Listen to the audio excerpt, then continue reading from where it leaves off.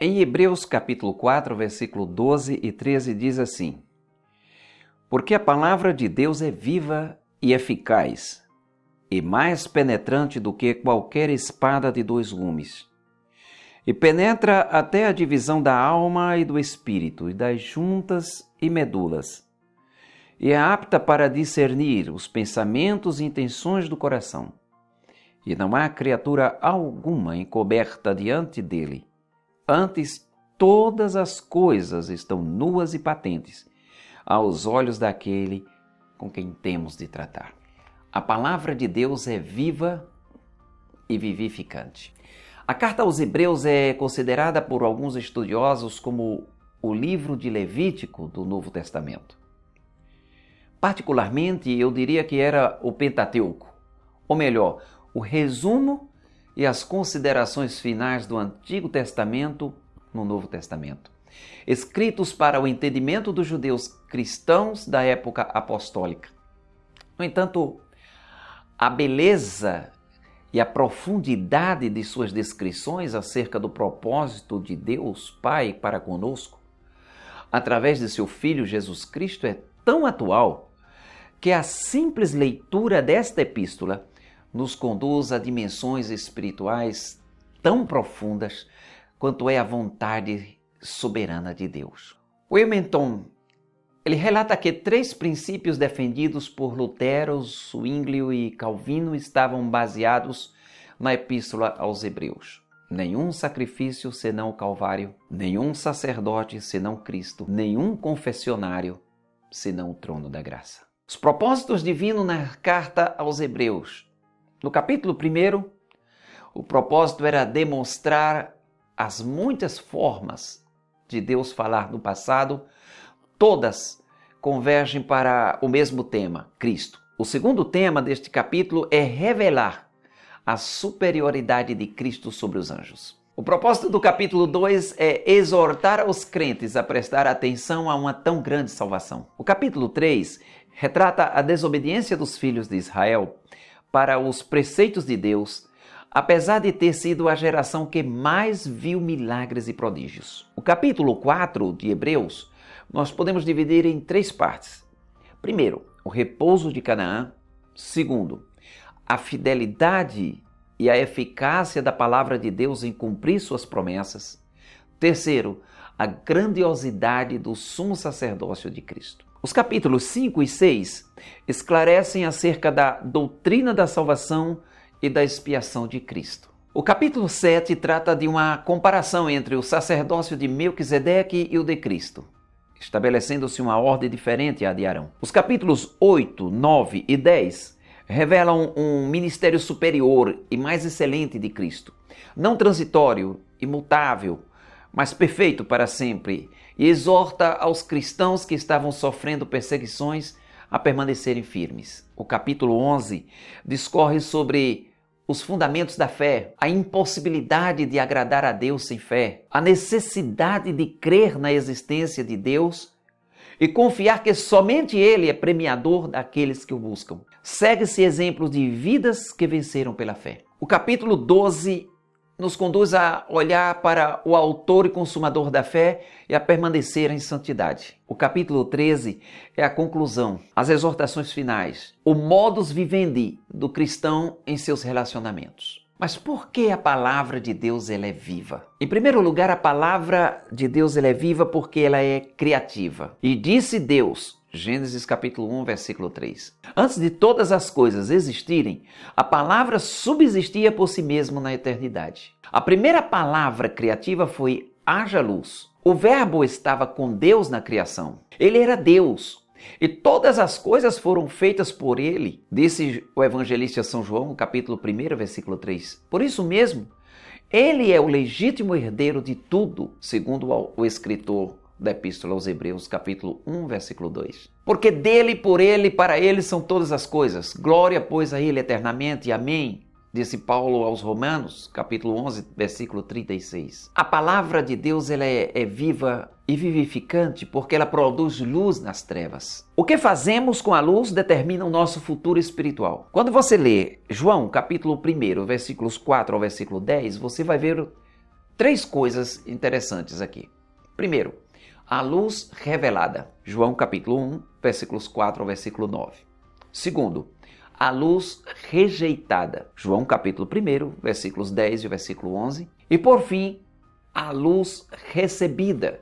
João capítulo 1, versículos 12 e versículo 13, quando ele disse: mas a tantos quanto receberam, deu-lhes o poder ou o direito de serem feitos filhos de Deus, a saber, os que creem no seu nome. A terceira coisa que nós vemos acerca desta palavra que é viva e vivificante é que a palavra ela tomou forma, ela foi encarnada, ela se fez carne. Em João 1:14 diz que o verbo se fez carne. O evangelista São João, ele vivenciou tão de perto essa situação que ele disse: as nossas mãos tocaram no verbo da vida. A Bíblia disse, Paulo escrevendo aos Filipenses, no capítulo 2, ele descreve que Jesus, ele aniquilou-se a si mesmo, ele despojou-se. Mas nós vemos em Hebreus que a palavra ela tem superioridade.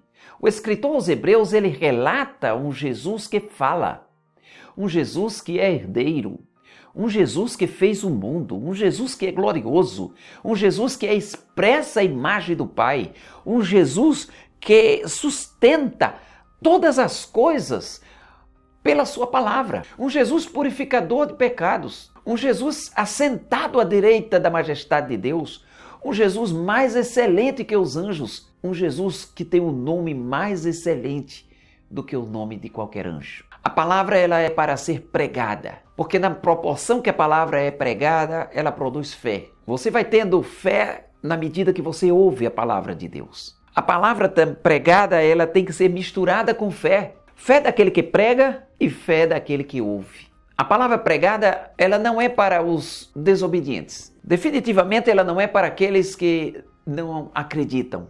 A Bíblia disse que os israelitas, eles não entraram no repouso de fé porque foram desobedientes e por isso pereceram no deserto. Mas o que nos sustenta a acreditar nesta palavra, a confiar nesta palavra de Deus, é o que disse Deus através do profeta Isaías no capítulo 55, versículo 11. Assim será a palavra que sair da minha boca. Ela não voltará para mim vazia, mas ela prosperará naquilo que foi enviada. Em terceiro e último lugar, a palavra ela se manifesta viva. Nas bodas de Caná da Galileia, a palavra começou o seu ministério. O verbo divino começou a obedecer a Deus antes que a sua própria mãe, porque ela disse para aqueles que estavam naquela festa: fazei tudo quanto ele vos mandar. A palavra se manifesta na pesca maravilhosa. A palavra se manifesta viva na cura do servo do centurião de Cafarnaum. A palavra se manifesta viva no tanque de Betesda, quando havia multidões de cegos, paralíticos, coxos, reciclados, mas Jesus se dirige unicamente a um homem e o levanta da sua prostração, da sua enfermidade. A palavra, ela se manifesta viva na absolvição da mulher adúltera. Quando pegaram aquela mulher e levaram diante de Jesus e colocaram a situação para ver se tomavam o Senhor Jesus em alguma palavra que pudesse contradizer-se. Mas Jesus, escrevendo em terra, ele libera aquela mulher e disse: aquele que tivesse em pecado seja o primeiro que lhe atire pedra. Por último, quando todos saíram, Jesus olha para aquela mulher e disse: onde estão os teus acusadores? Ninguém te condenou? E ela disse: não, Senhor, ninguém me condenou. Ele disse: tampouco eu te condeno. Vai embora e não peques mais. A palavra, ela se manifesta viva na cura do leproso. A palavra, ela se manifesta viva na ressurreição do filho da viúva de Naim. A palavra se manifestou viva na ressurreição da filha de Jairo. E a palavra se manifestou viva na ressurreição de Lázaro, que fazia 4 dias estava morto e já cheirava mal. Na expressão do escritor, a espada de 2 gumes ou de 2 filos, ela é penetrante. Primeiro porque vai muito mais além do que as discussões teológicas acerca de alma e espírito. Segundo, ela é penetrante porque ela penetra mais profundamente que o raio-x, do que o ultrassom, do que a tomografia computadorizada ou do que o eletrocardiograma. Ela atinge aonde a medicina ainda não chegou. Ela surpreende os médicos mais famosos com o milagre da ressurreição. Em terceiro lugar, porque ela perscruta as partes mais escuras do coração humano. Sua sondagem vai mais além do que as sondas terrestres ou os radares que possam alcançar os céus. Ela chega aonde a psicologia se detém. Ela vai mais além do que a psicanálise possa alcançar. Ela muda o homem perdido e o transforma num pecador redimido pelo poder do sangue de Jesus. Em quarto lugar, porque ela é mais perfeita que a mentira dos homens. Nós podemos mentir para a mulher, o marido, os filhos, os pais, os pastores, para os membros da igreja, para as autoridades, para o povo, mas não conseguiremos mentir para Deus.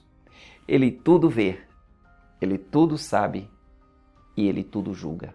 Não precisamos mudar o discurso dos antigos pregadores que impactaram o mundo como Moody, Finney, Spurgeon, Billy Graham, Martin Lloyd Jones e outros. A mensagem da cruz é a melhor mensagem para o tempo presente, para os pecadores desta geração, para uma igreja faminta de Deus. Eu conclamo os meus companheiros pregadores da palavra de Deus que alimentem o mundo com a palavra de Deus. E Ele se encarregará de salvar os perdidos. Encham as escolas, os quartéis, os hotéis, os motéis, os hospitais da boa semente da palavra de Deus, e Ele se encarregará de fazer o restante da obra. Dependam da pessoa do Espírito Santo, e Ele convencerá o mundo do pecado, da justiça e do juízo. Deus nos abençoe. Oremos.